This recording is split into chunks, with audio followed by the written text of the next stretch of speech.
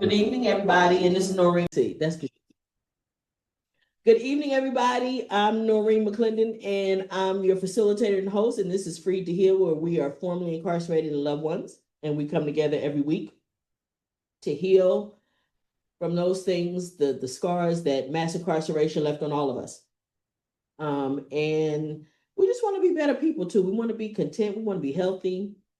And one thing that we do too that I don't think we talk enough about is we try to help somebody along the way. So we try to talk about things that you may share with other people who are in the boat that you just came out of or you getting off of and you figured out how to get off. These are the things that we like to talk about here. And in terms of in listening to Cheryl, who is, I tell people all the time, Free to Heal would be nothing without her, right? So in listening to Cheryl, she always says to me, "Well, Noreen, you seem like you've been incarcerated, like like you." And it's like, but what I try to explain to Cheryl is this: number one, I'm curious about people, and I really I listen to you guys, I listen to people, and so I'm curious in that way. But then there are some things that I know as a matter of universal spirit law. There are just some things that happen in the universe that work a particular way. No matter what you do, what you say, they just work that way. One example that I always use: sun rises in the east and sets in the west. It don't matter if I don't like that. It don't matter if you don't like that. That's just the way it is. And that's how it's going to be. So I've learned this through many years, and I've come to some things that I consider absolutes as a result of that. One of the things that helped me is this book here. It's called The Game of Life and How to Play It by Florence Scovel Shinn. And Florence, it's a little tiny, little thin book, but it's so much power in here. And if you do yourself a favor to get your copy, okay? But the things that I highlighted that I want to talk about right now. Most people consider life a battle, but it's not a battle, it's a game.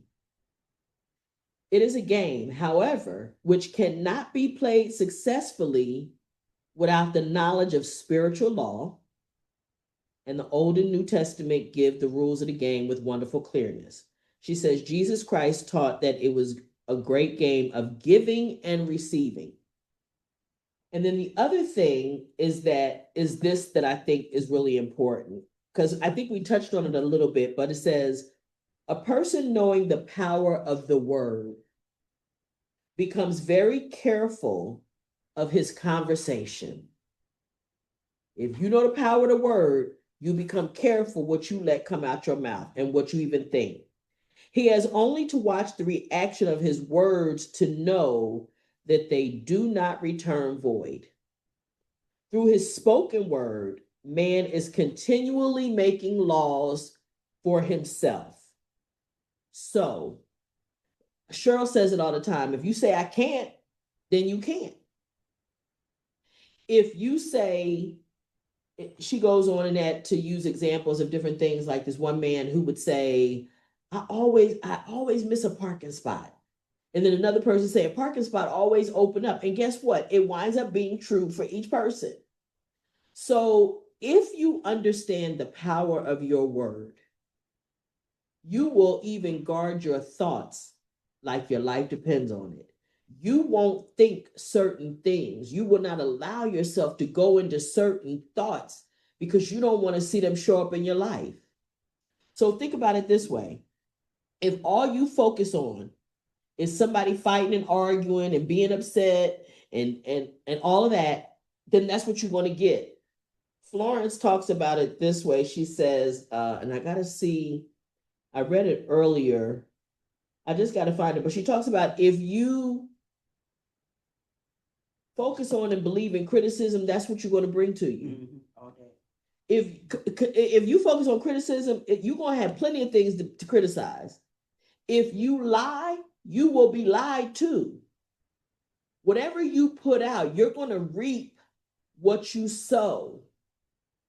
We reap what we are and what we put out into the universe. So if you think about it and you ask yourself, what are you putting out there? Well, if you don't know, just look at what the condition of your life and it's going to tell you. You follow? It's going to show you. If you got nothing but arguments and BS and fighting all the time, that's because that's what's going on in you and that's what you're putting out into the world for other people. You're going to give, and you know, we also reference karma. It never forgets an address, never forgets a situation, never forgets a payday. Okay? So, but that's universal spirit law. You can say what you want, you can be mad about it. It don't matter. Because it's going to be that way anyway. So ask yourself, what are you thinking about? Even when you have situations where we talked last week about trauma and things like that being an event and not let it become a part of your identity, a lifestyle. Don't let it be part of your identity. The reason it becomes a part of your identity is because you're thinking about it all the time. It's a seed, it's the seed that you planted that you continue to water. It's the one you give all of your time and attention to, or at least the bulk of it.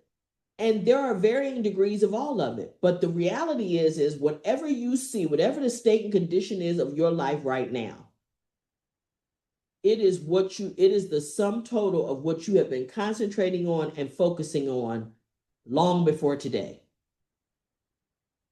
So if you broke, trust me, you got a broke mentality. I'm gonna go home. You don't want a broke mentality? No, I don't. No. Clearly you don't. No. No, because one thing okay, so Diane is like, no, I don't want no broke mentality, but I can tell you this. I know that's true, and let me tell you, I know. Since Diane has been in our company and in our employ, the money done started coming in. And I told Diane, what's been a month or so ago? I said, you know what? Your energy attracts money. It attracts money. I've told her more than once because I can see it. And it's funny because she manages one particular property and that property always got money to pay his bills. But I said, that's because that's her energy.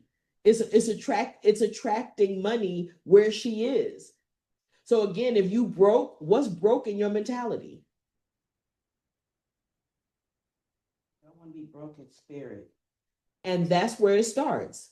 That's what you don't want to be. It's not, I'm not saying it's not hard to be broke in spirit, because to be broke in your spirit is a place where you be alone by yourself. But that is a time for you to build your self-spirit up. If you do 1 hour a day, 15 minutes a day, 5 minutes a day, each day build it up. If you did 5, then do 10. If you did 10, do 20. If you did do an hour, but build your own spirit up. And it takes time. You can say, oh, I'm beautiful. Oh, I love myself. And just little things like that will build your spirit up to help you be like, okay, I can take the next step. Oh, I can do that. That's all right. Gotta build it up. And don't be afraid to build your own self up.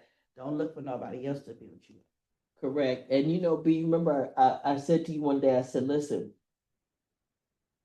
I don't want you to keep focusing on going back and being afraid to go back because you want to attract it.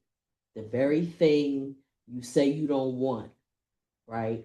So, and let me tell you how you fix it, because it's not like you deny that you feel what you feel. It's just that when you have that thought, what you turn to is you say, I'm going to remain free, as opposed to, I don't want to go back to prison. I'm going to remain free. Yes, sir. I don't even think about going back to prison. Good. No, I mean, That's why you not. no, I mean, I don't do anything wrong to go back. Uh-huh. You know, you don't have to hold that. No, yeah, I do, just because I want them to make sure that they hear you. I ain't going back. No, they shut up. Yeah, but yeah, it's just not a thought that you have. But like I say again, it's also why you're not there, because you're focusing on living here, right? When I got out this time, You had made up your mind. yeah, I don't need to do anything wrong. Yeah, You know, there's no need for it. yeah, yeah. Because you're taken care of, right? It's one of the things I say too oftentimes is that I wish people's basic needs were met and you'd have a lot less crime. Because there are people who are criminals and crime of opportunity and stuff, but a lot of times it's crime of necessity. I was in the drugstore and I was buying some like deodorant and stuff like that. And I noticed that there was a open bag of sanitary napkins. And it was like one or two missing. It was like that's some poor woman that don't have no money that is doing this because You need the bag. she needs a pad. You know what I'm saying? But she wouldn't be stealing if her basic needs were met. And again, like children don't have the ability to control all of their circumstances, but children learn very quickly how to adapt and even how to be resilient in the face of horrendous circumstances. There are children who, and I'm thinking when I say that, I'm thinking about people who have alcoholic parents, for example. Children grow up very quickly. They become parents to the alcoholic and the drug addict because they're constantly trying to clean up behind them, protect them, make sure that they're okay, get them in the house, or take care of the sibling because the parents are not doing it. They wind up growing up much too fast.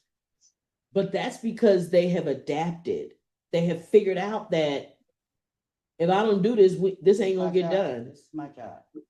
I remember early on in us having and concerned citizens owning and managing his properties, affordable housing properties. There was a couple and they were older and they were raising their granddaughter. And a couple years in, they asked if they could bring her two little sisters because they were getting ready to go into the system and they were trying to prevent them from going in the system.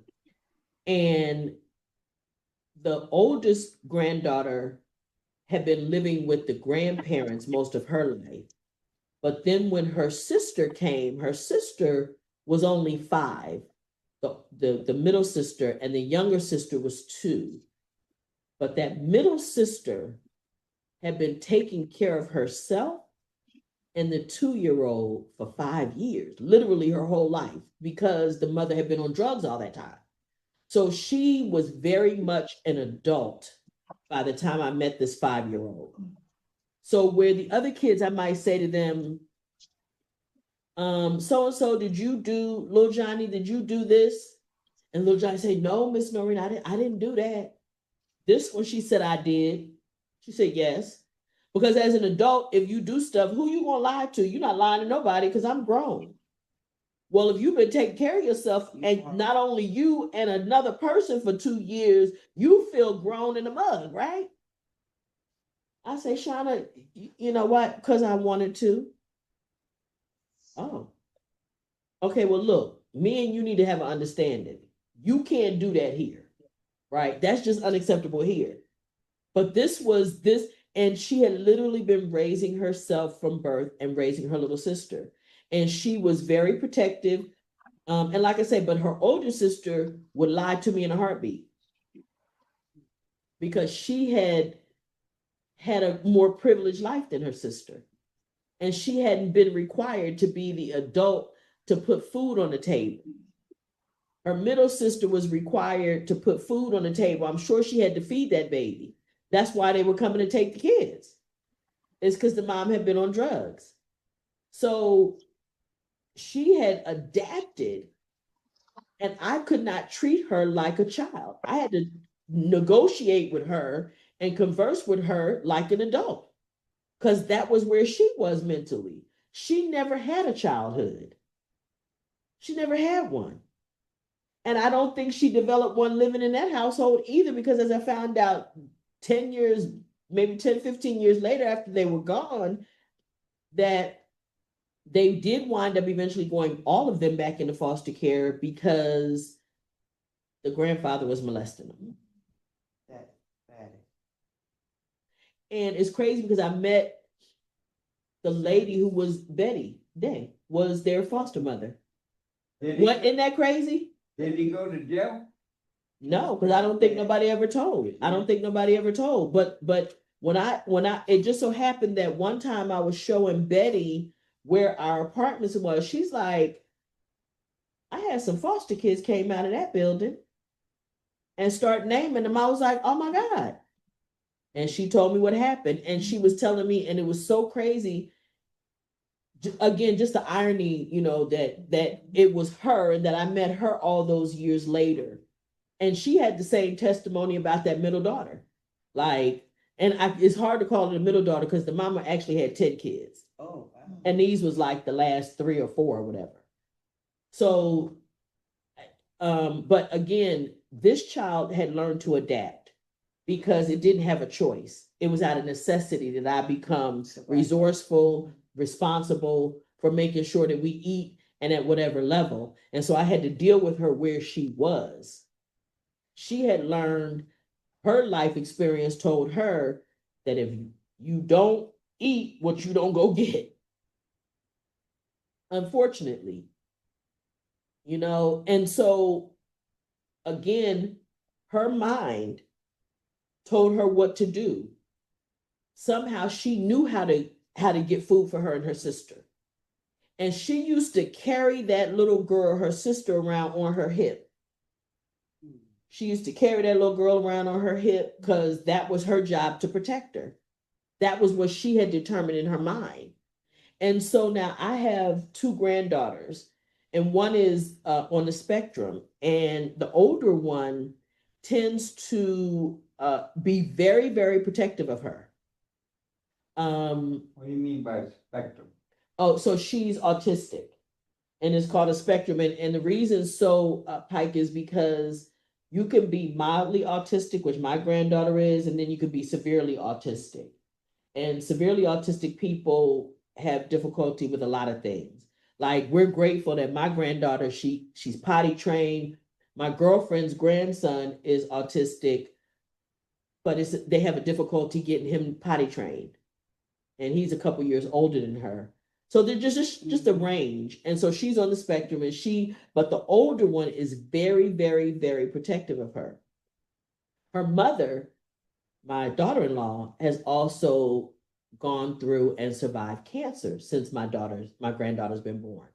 So just imagine, her mom is sick, so she knows, let me help out here or help out there. Let me take care of my sister from my mom. Yes, and let me take care of my mom and all that. And my thing is, as much as possible, to not let what I try to guard against is her beginning to believe that it's her responsibility to take care of everybody, because it's not. And once you become that caregiver and all of that, people will allow you to be that, won't they, Ms. Di? Yes, that's why I raised my hand. If you take on the role of everybody's protector, fixer, provider, all of that, people will have no problem letting you be all of those things. Or if you're asked to take on that role. Right? Because my middle name is now No. That's your middle name, Tom? Yes, ma'am. It's no longer Joyce. It's No. Change it from Joyce to No, huh? I sure did. I sure did. And look, and you didn't get there just because you don't want to help people. No, I got there because there was an inherent understanding that I had to. I had to take care of myself. I had to take care of my cousins at some point. I had to take care of my brother and essentially had to take care of my grandmother. And it just continues and continues and continues. And to the point where now I say no. And my name is No. No, can't nobody come and live in my house. No, put it back. No, can't nobody, I'm not going to pick nobody up. No, I'm not going to do this and I'm not going to do that. Everybody, the majority of my cousins are all grown. The last physical first cousin has turned 18. So we're all able to vote. So no, I'm not going to do that. And it's amazing how you have people stand up and do what they're supposed to do. I guess my last name is bitch now, but I'm good with that. You know, Lotto, put whatever. a miss, put a miss, No bid, No bill. Probably but said no, bitch. no, but Whatever, however they need to receive it, huh, Tony? right. Don't matter. Sometimes sometimes you put yourself in that position and sometimes you're put in that position, and there are distinctions, because being put in that position, now I have learned that I'm just not going to get back into that position, and whatever it makes me, I'm still the same person, and they still call and ask. Yeah, because they're going to call and ask because you're the go-to, and you've been the go-to. That's what Diane and I talk about all the time is how in her family, she if you said something happened, her what was your thing? I'll be right there. Wait a minute. I'll be right there. Hold on. Wait a minute, I'll be right there. Hold on a minute. I'll be right there. I'll be, I'll be right there. Give me a second. I'll be right there. Give me a second. Give me a second.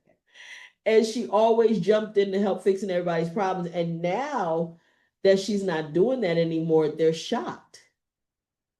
They're totally shocked, like, You got an attitude now, Di. oh, do you? Oh, that. We can't call you, ask you nothing. No, you cannot. What's my favorite word? I ain't gonna be able to do that. And I had to learn that no was a complete sentence, Tony. I had to learn that because I used to think if I said no, I owed everybody an explanation. I don't owe you no explanation for nothing. You asked me a question, I gave you an answer. That's it. And if That's the answer is no, the answer is no. The answer is no. It does not require additional verbiage. It does not require an explanation.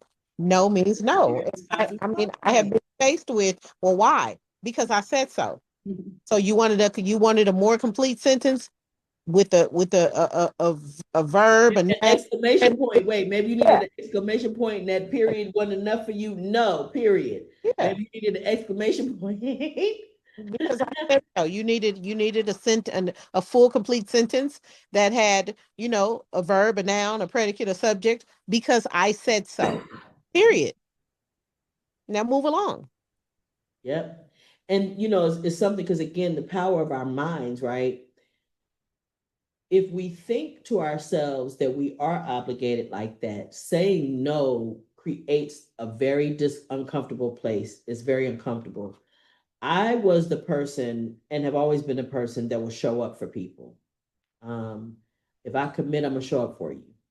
And I've gotten to a place, I was sharing this with Diane not too long ago, how I'm getting more comfortable saying I don't want to come. Because like today you might ask me to do something and it sounds good.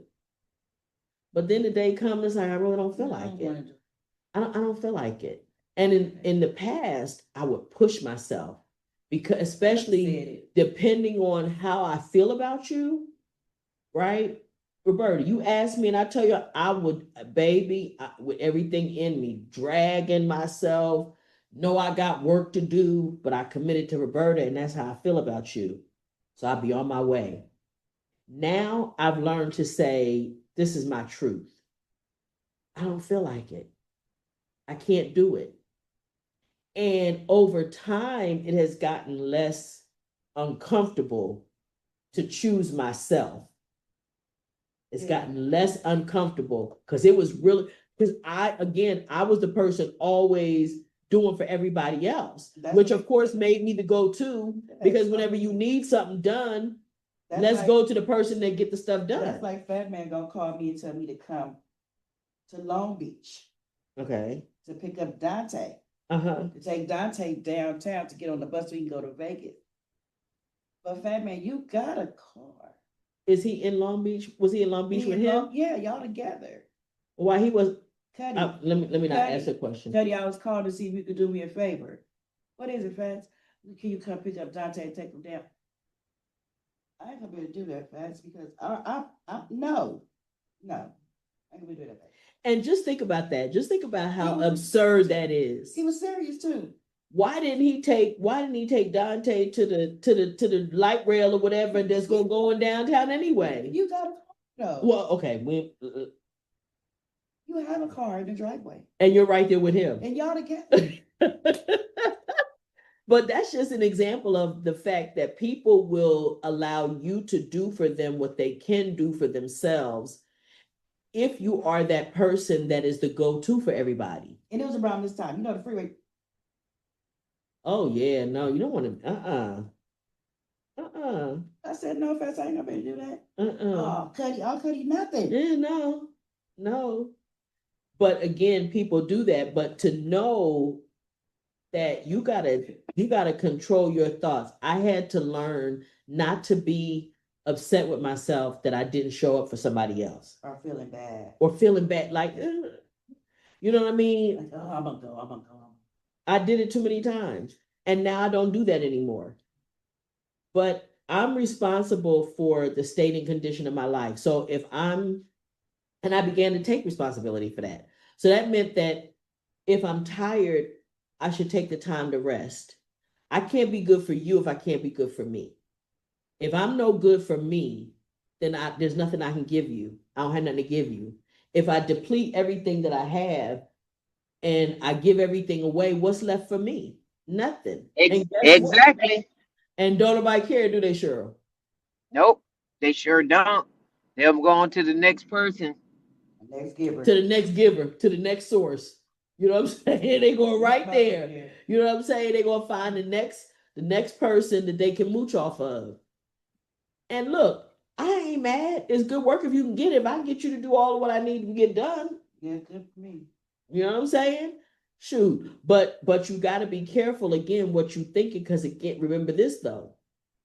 What you put out is what's coming back.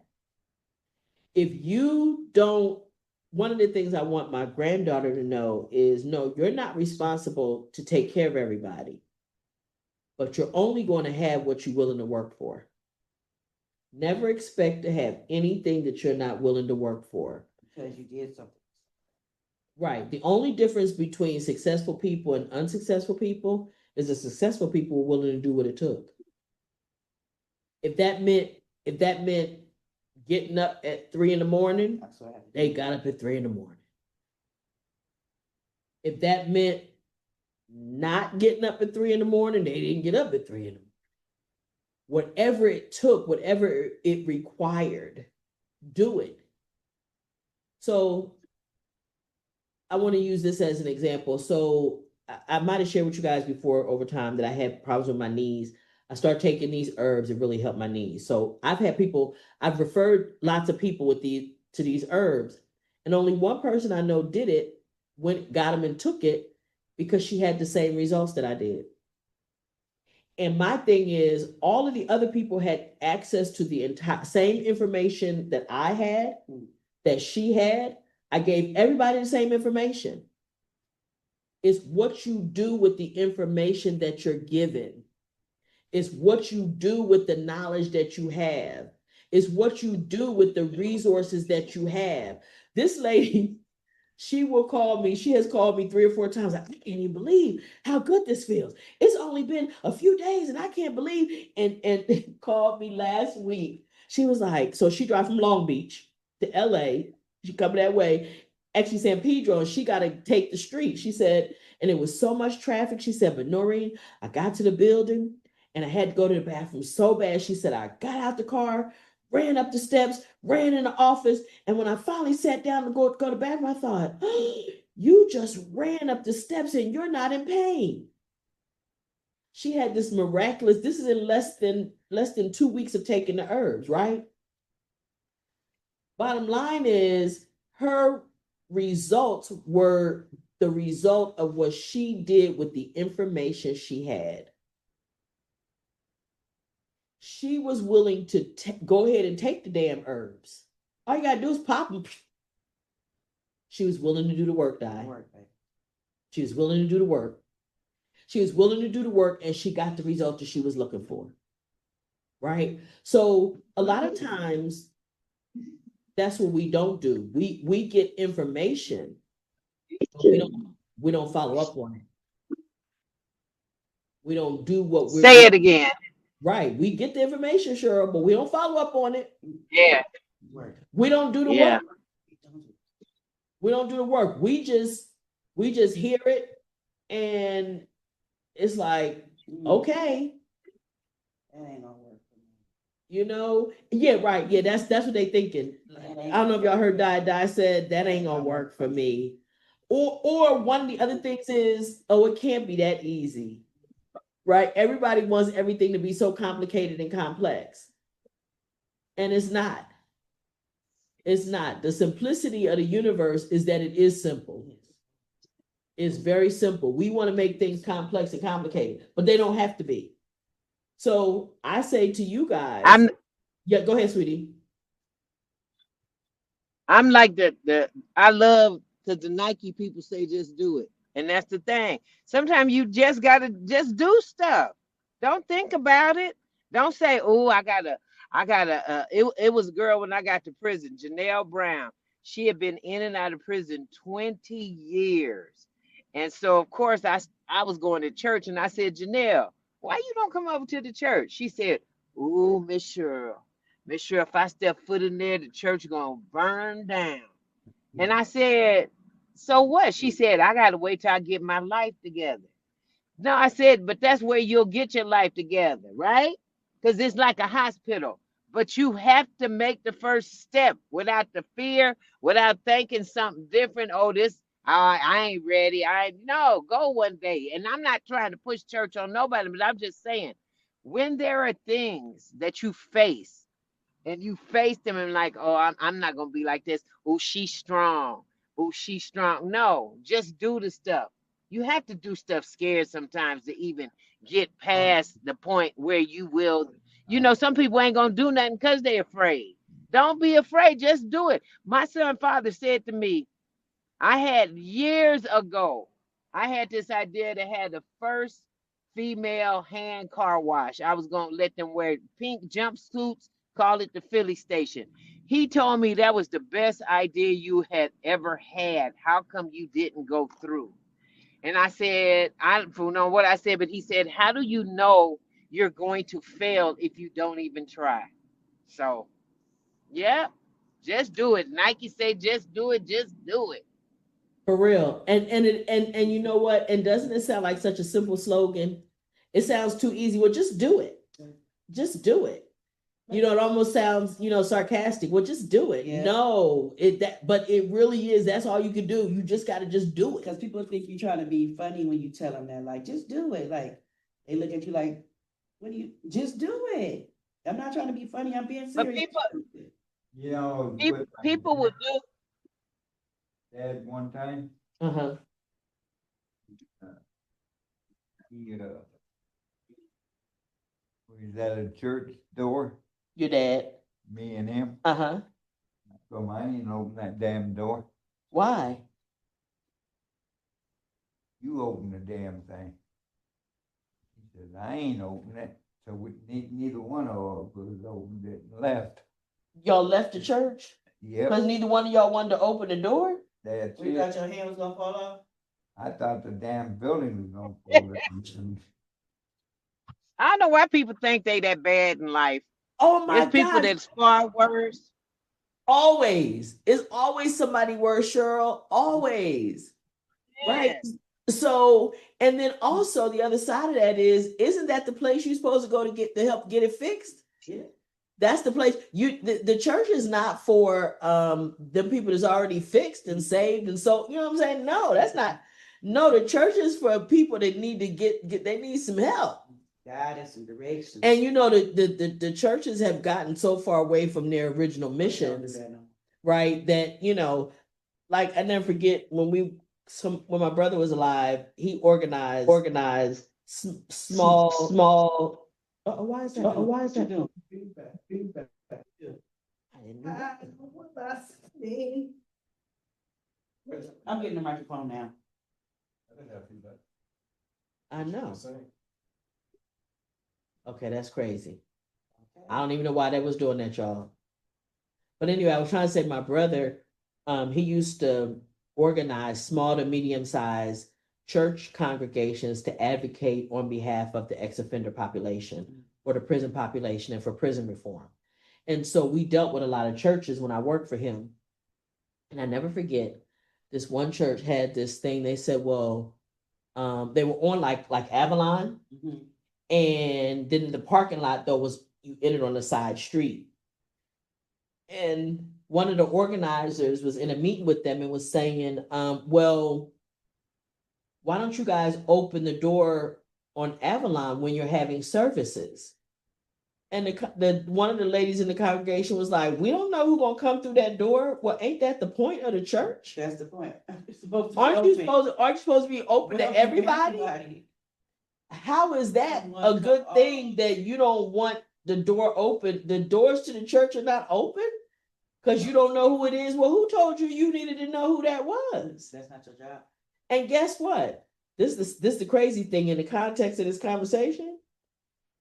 Because they believe that so heavily and focus so heavily on that, had they started opening that door, something bad would have come through the door. Because that's what they believe. They wanted. They believe that if they opened the door, something bad was coming through the door. And guess what? It would have. Because you had too many people in there with the same belief. And not only did they believe it, they behaved accordingly. That's why they kept it locked. And if they come in, no matter what door is open. Yeah, if they intend to look, that's one thing I know. If somebody intend to get you, oh, they're gonna get you. If they're hell bent on it, there where there's a will, there's a way. I know a lady that I actually hired her to be in my short film, and so she was saying, I'm guessing she always says he. I don't know. I suspect it's her, the guy who was her husband, but he's been going through like bipolar stuff and whatever, and she said, you know, she got a restraining order and he came and he stole her stuff, but like he would get arrested, and then when he got released, he came and stole all of her stuff so she couldn't do auditions, and then he went back to jail, got out again, came. So like she's constantly dealing with whatever he's going through, and she's talking about trying to explain, understand what's going on in his head. No, that's where you messing up at. You see what I'm saying? It's like you don't need to know that. You know what I'm saying? You focus on concentrating on seeing something different from him. Concentrate on his behavior changing. Oh, shit. You know, who said that? Didn't a wise man named Clayton said that one time? Yeah, you posted the wrong shit. My son said he would be concentrating on the wrong shit. But I think I told you that before. He started that. He told me, he started teasing me like that, telling me that when he would go to the store for me and I want my change when he come back. Somehow me asking for my change was me focusing on the wrong shit. No, get my change. I know I got it. By his estimation, all change go to the runner. No, I know you heard that in the hood somewhere, but that's not true when it comes to my change. But one day I realized how profound it is, because people really do be focusing on the wrong thing. Focus on that you want to see. Guard your thoughts to make sure you're thinking. If you have a thought, what is the thought? Is that thought, if it materializes, is it going to take me closer to where I want to go, or is it going to take me away from it? Is it going to come in a positive way that's going to help me be more positive or more productive, or whatever it is I'm trying to be, more at peace, or is it going to take me away from it? Right? And these are the things that we're responsible for. Nobody's responsible for this but us. We are responsible for that. What you thinking? What? Okay. So, Roberta was looking at me smiling so bright and pretty. I was like, did something special happen? She was like, no, but we're responsible. you have a song. No, I found this song. Sure, I didn't think it was really a song. Oh, you found a song? I found it. Oh, so Cheryl, she found a song.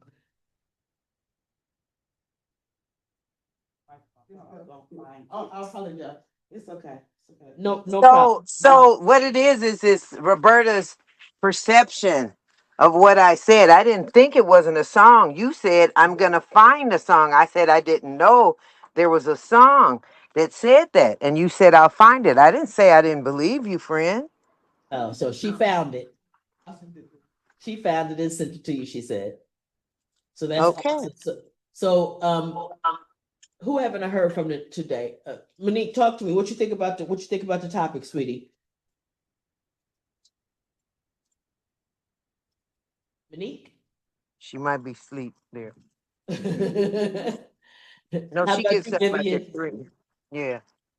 How about you, Vivian? Just listen to you talk about it. I'm talking about you. I'm just listening to you talk about it. I mean, I,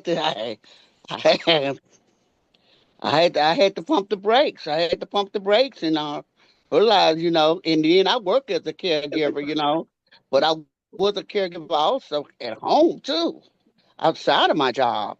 And when it came to outside of my job, came to home, I had to, hey, I can't crank this car up today. Uh-uh. The switch ain't turning. I just had to chill out and learn to say no by choice.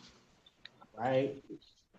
And be okay with it But too. I That's go the other across the side of city, it, right? right? And like as I'm walking, they're looking at me, and I'm like, "What's up, man?" They're like, "Oh, Carlos. you Just people toilet food. They take you out oh, all the way across the street, food. Who is that? that's Carlos, and he's not muted, and I can't I'm see. gonna have to go back. That's a cool out there. Go back at the same I'm trying time. to see Huh? because normally I can mute him. Yeah. Damn, I fucked up. I feel like I fucked up though. Oh, And then, Carlos! and then the homie was Yup, Hey, Carlos, yup. you need to mute, baby, because we hear all y'all conversation all over top of this meeting. Yeah, I hear it. I hear it, but I didn't see the. Yeah. No, I I need you will. to mute. We Okay. hear the people behind you. Yeah, thank you. Okay, thank you. Yeah, Thank you're you. welcome. Miss Noreen, Yes. I'm sorry, y'all. Every time I kept trying to push the unmute button, it Uh-huh. kept sending me to another page. What I got out of this meeting today was just do it. That's it. Just do it. You know, if the thought is there and it's your spirit has said do it, and don't do it afraid. Just do it. Woo. Oh yeah, that's what I got. That's awesome.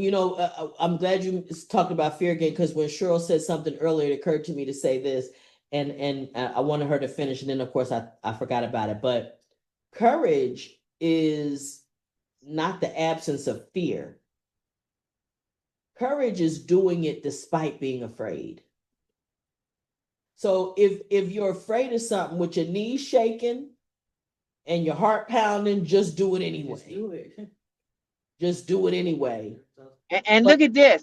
And sometimes a woman, why is a woman bold and have courage when she like a man? And she say, girl, I'm gonna go speak to him, child. But you ain't gonna do no other stuff. But ooh, girl, look at me. I'm gonna go talk to him. Girl, okay. yeah.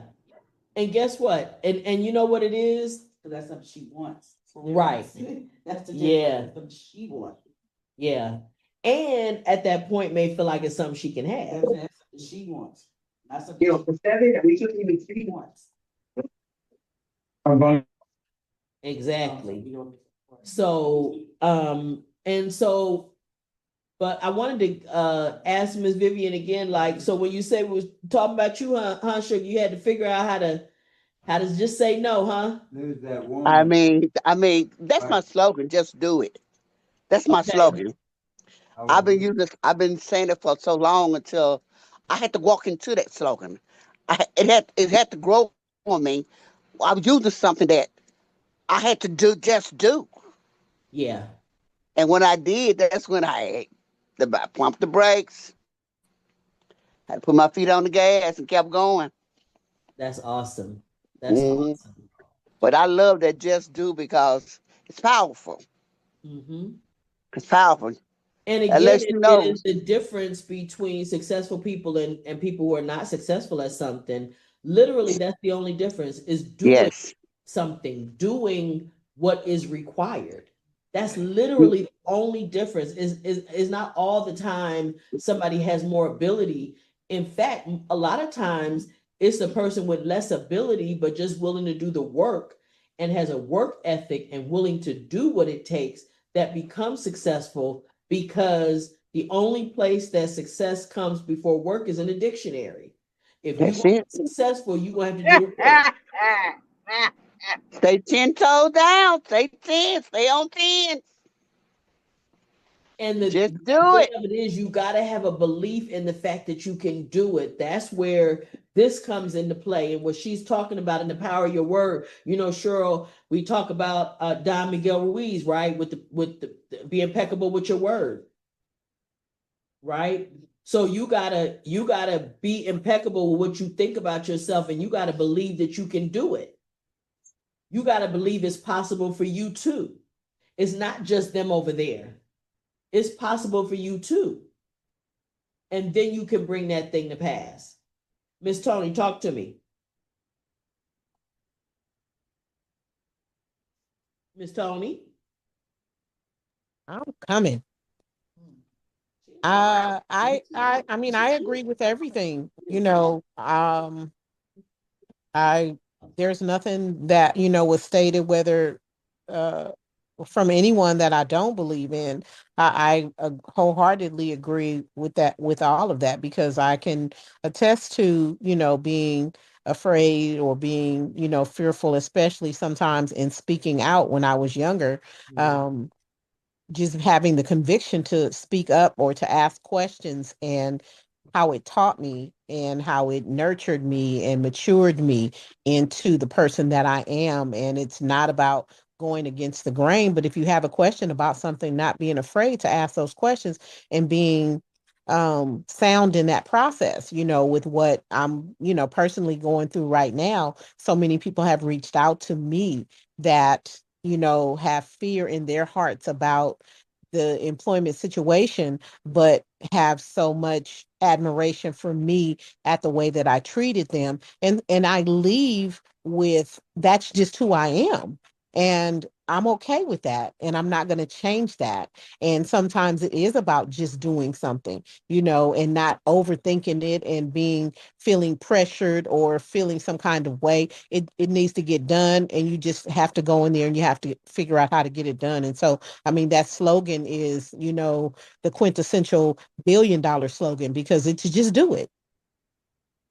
And I just love the simplicity of it, right? It's just so simple. You know what Yeah. I'm saying? It's so simple. Miss Monica. This floor has been on my nerves. Sorry. Hey. Um, well, I too have done, I have not done a lot of things in life based on fear, based on what will they say, correct? Mm. So that's what I was taught. My mom would always say, she would always focus on what people would have to say about us or me based on my behavior. When I went to prison, that was like devastating for her, right? So um,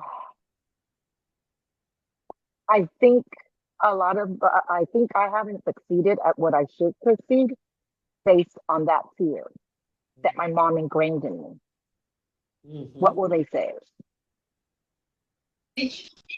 And you know what? When you say that, there's another book I want you to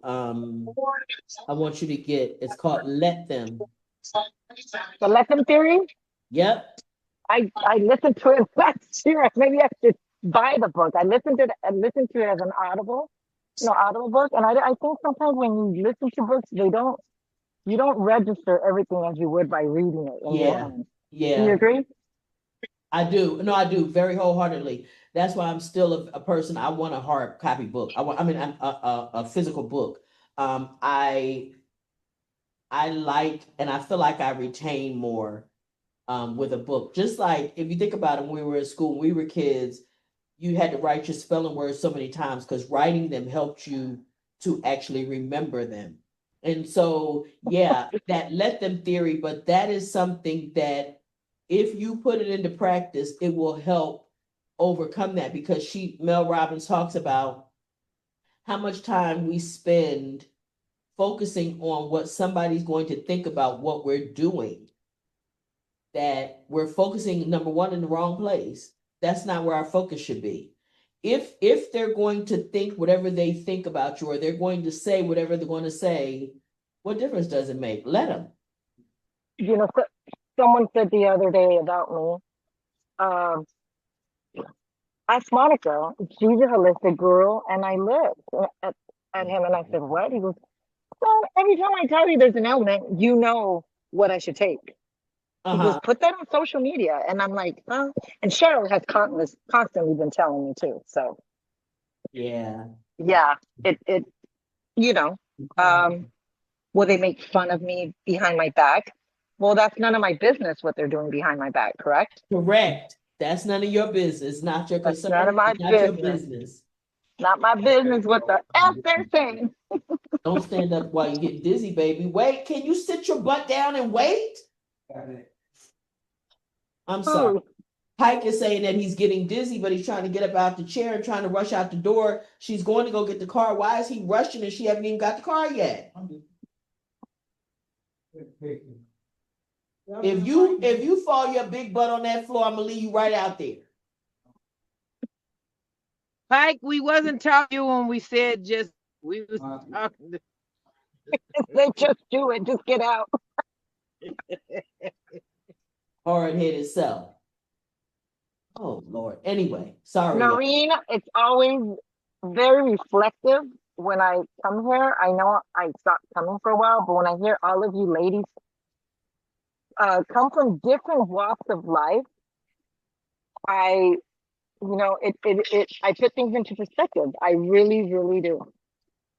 Because no matter where we're at, where we're going, it's always an obstacle within us. We have a war within us. That it's a constant war if we continue to use those same words. What if? What if? What if? What if? What if? What if? Or I can't. Or I should. Yeah. Right. Yeah. Is be very careful the words that you use. And I'm telling you, this little bitty book right here changed my life. It did. It really was. Which one? You see on the screen, sweetie? I can't hold on because I have you on my phone. It's called The Game of Life and How to Play It. Oh God, I think I have the book. Somebody gave it to me. You know what I mean? Isn't that book? Isn't that like a very old book written like in the early 1900s? Correct? Yes. Yes, this is very old. And it was written by a woman, correct? Florence Scovel Shinn. What I'm gonna need you to do, boo boo, is I'm gonna need you to go on and get the book and read it. That's what I'm gonna need you to do. Because I'm telling you, it gave me, you know what it did? It gave me the confidence to follow those things that my spirit might have been telling me, but I was second guessing them. And then it just put a lot of things in perspective. But the really big thing is that it gave me power. And for me, it made me understand the power I have in my life to affect my life. I really do have that ability. Life is not just everything happening to me. I'm not a something that everything just happens to. But how do I think my way through this? That book really did help me. And I've had other people that I've given the book to, and they said the same thing for them. So, but I'm so glad that you, if you have it, baby, go find it. And I want to say, particularly right now in the midst of your storm when it comes to your dad and all of those things, if you change your perspective and the thoughts that you think about it, you will have a lot less pain. Because I'm sure there's a part of you that feels guilty that you're not here, you're not there with him. Yeah. Right? Yeah. That's something you told yourself you need to feel guilty about. Ain't nothing for you to feel guilty about with that. Yeah. It's not like he said, okay, in 2026, I'm going into the hospital. And you said, okay, well, when 20 years ago, I'm going to go ahead and get incarcerated so I can be deported and not be able to be there for you in 2026. That never happened. Yeah. Right? So listen, the bottom line is the universe lines up the way that it's supposed to. But you will create hurt and pain and things for yourself because because you feel guilty because you, in your mind, you should be able to be there. I should be there. I should be of service. I should be the one taking care of him. Whoever's supposed to be taking care of him is taking care of him. And again, this book helped me to realize those kinds of things. Stop creating laws. The quote was, wait, where was it? Wait. It was about the spoken word man is continually making laws. You hear this, for himself. Mm-hmm. I'm not making law for Roberta. I'm making laws for Noreen. But I'm doing that good or bad.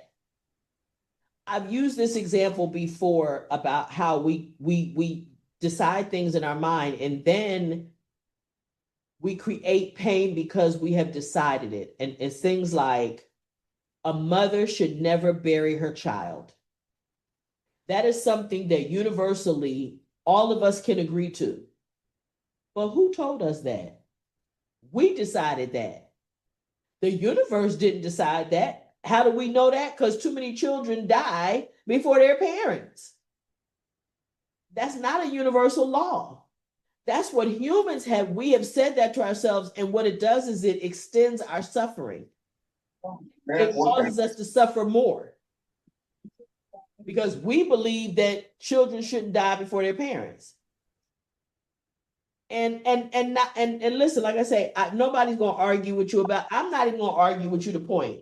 But it just occurred to me one day that what that means is now we suffer so much pain because we're hell bent that that's what it is. That's what we told ourselves.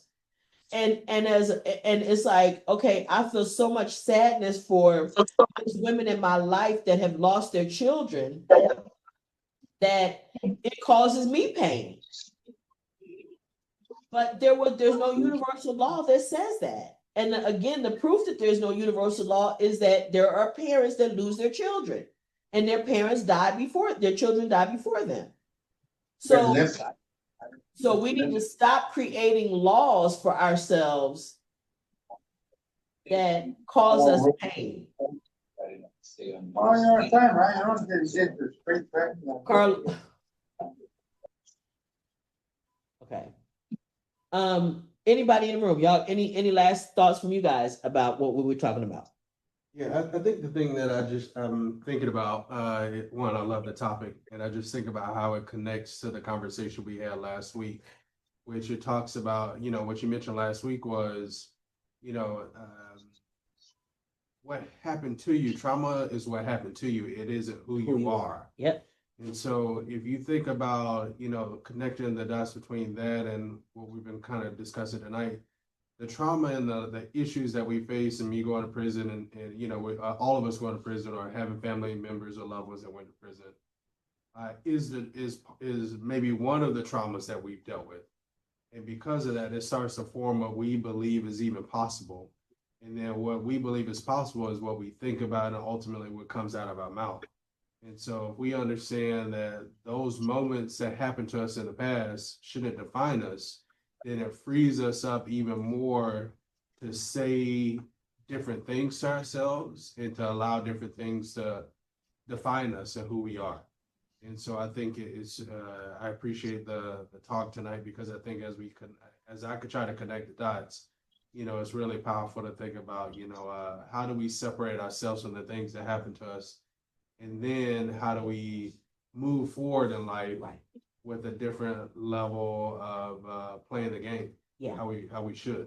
And then also, I think one of the reasons I was reading the part about most people think it's a battle. Life is not supposed to be a battle.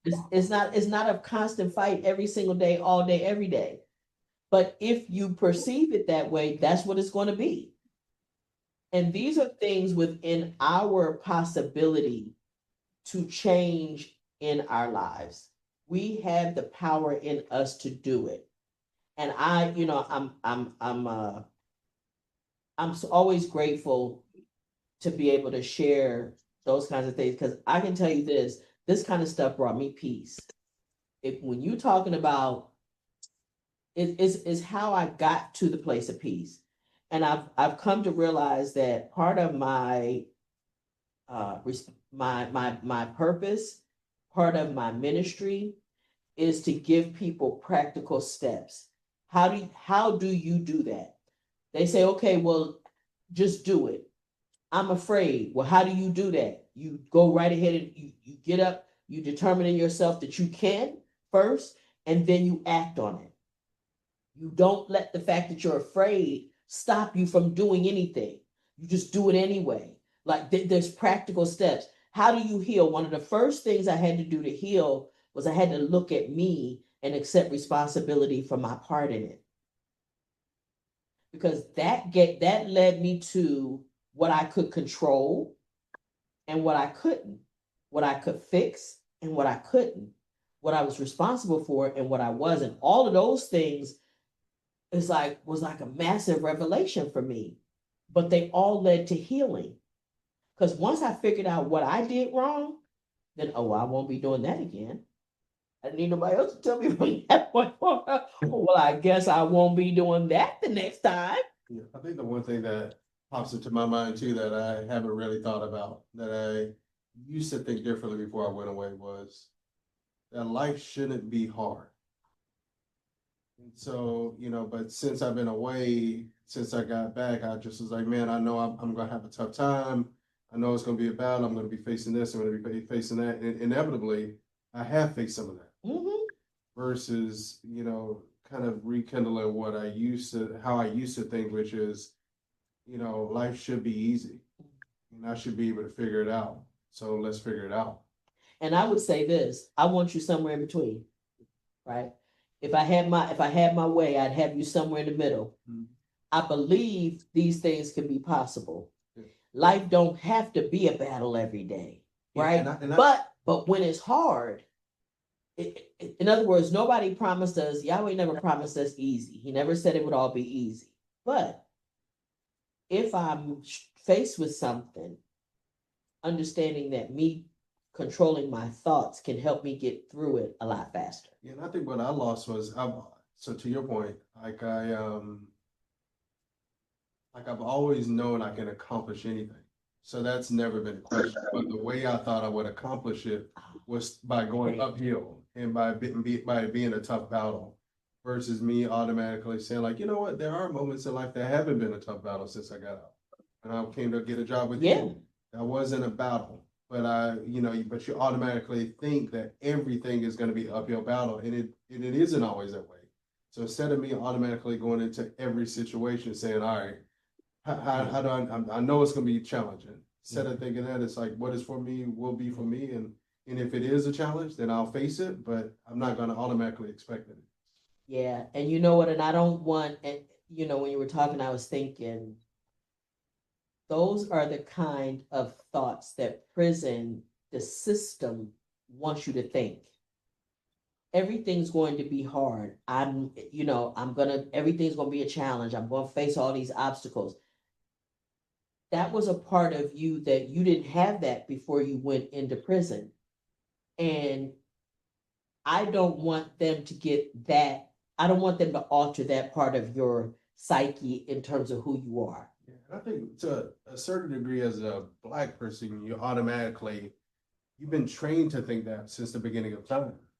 And in many cases, well, that's because an example. It is. In many cases, it is. Being Black ain't easy, baby. Not in America, not in the United States, shorty. In many cases, it is true. But at the same time, we can't automatically put that weight on ourselves right from the beginning. Yes. And if we give ourselves the opportunity, if we in our minds see ourselves being able to accomplish those things and do those things, then we stand a better chance of actually being able to accomplish those things.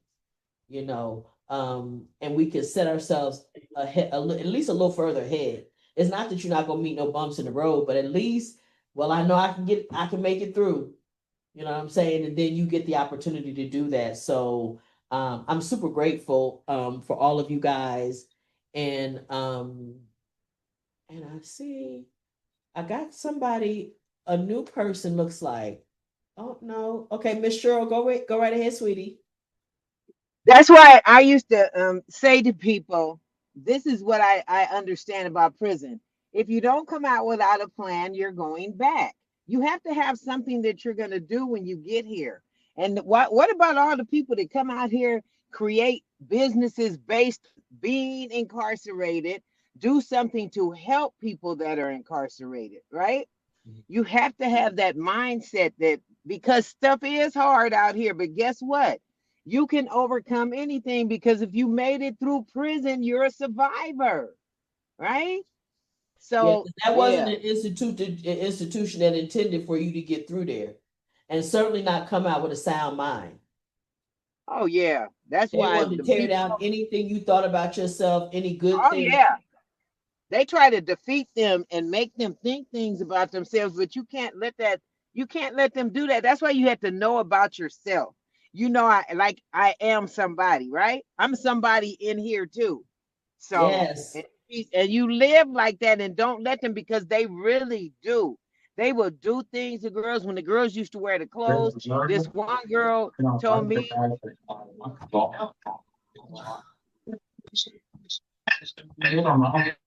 Oh, Carlos, you got to keep your phone on mute, baby. You got to because you're talking over people. I'm sorry, sure. Go ahead. the young lady, that's when I was in county jail. They had sent her to the county jail. She was at the camp and I forget what state I was in because I was getting transported to Kentucky Uh-huh. and extradited. So she said that because they got their boxes still in the federal prison.